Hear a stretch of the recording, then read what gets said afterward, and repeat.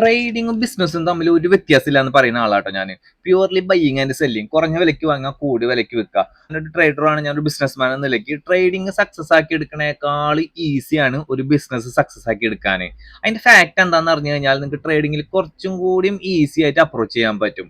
ഇപ്പൊ നിങ്ങളൊരു 1 കോടി രൂപ ഒരു 100 ട്രേഡേഴ്സിന്റെ കയ്യിലും ഒരു 100 ബിസിനസ്മാന്റെ കയ്യിലും കൊടുക്കുക. എന്നിട്ട് അവരോട് ഡിസിപ്ലിന്, കൺസിസ്റ്റൻസി, ഹാർഡ് വർക്ക്, ഈ 3 കാര്യങ്ങളാണല്ലോ നമ്മളെ ഒരു ബിസിനസ് അല്ലെങ്കിൽ ഒരു ട്രേഡ് സക്സസ് ആവാൻ വേണ്ടി നമുക്ക് കീപ്പ് ചെയ്യേണ്ട 3 കാര്യങ്ങൾ. അത് പ്രോപ്പർ ആയിട്ട് 2 വർഷത്തിനുള്ളിൽ നിങ്ങൾ ബിസിനസ്സും ട്രേഡും ചെയ്തിട്ട് വരാൻ പറയാ.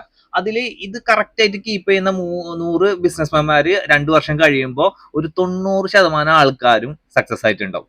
പക്ഷെ ട്രേഡിങ്ങിലേക്ക് വരുമ്പോൾ ഒരു 90% ആൾക്കാരും അത് വാഷ് ഔട്ട് ആക്കിയിട്ടുണ്ടാവും. എന്താ സംഭവം എന്ന് വെച്ച് കഴിഞ്ഞാല്, ഇതിൽ നമ്മൾ ഈ ഡിസിപ്ലിന്, കൺസിസ്റ്റൻസി, ഹാർഡ് വർക്ക്, ഇത് എല്ലാവർക്കും പ്രോപ്പർ ആയിരിക്കും ഉണ്ടാവുക.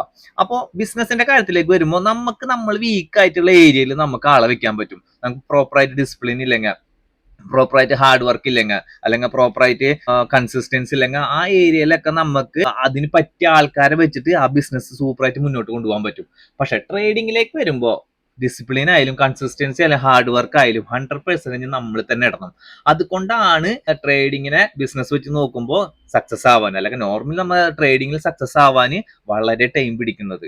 2 വർഷം, 3 വർഷം, 4 വർഷം, 5 വർഷം നമ്മൾ പ്രാക്ടീസ് ചെയ്ത് ഡിസിപ്ലിനും കൺസിസ്റ്റൻസി 100% നമുക്ക് എപ്പോഴാണോ ക്രിയേറ്റ് ആവുന്നത്, അപ്പോൾ മാത്രമാണ് നമ്മൾ ട്രേഡിങ് സക്സസ് ആവുന്നത്. അപ്പോൾ ഈ ഫാക്ട് നിങ്ങൾ മനസ്സിലാക്കി കഴിഞ്ഞാൽ നിങ്ങൾക്ക് കുറച്ചും കൂടി ഈസി ആയിട്ട് ട്രേഡിങ്ങിനെ അപ്രോച്ച് ചെയ്യാൻ പറ്റും. ഈ ഫാക്ട് അറിയാണ്ട് ട്രേഡിങ്ങിൽ ഇപ്പോഴും സക്സസ് ആവാണ്ട് കിടന്ന് കളിക്കുന്ന നിങ്ങളുടെ ഫ്രണ്ട്സിന് നമ്മൾ വീഡിയോ സെൻഡ് ചെയ്ത് കൊടുക്കാനും മറക്കരുത്. ഇത് ഓക്കെ, ബൈ.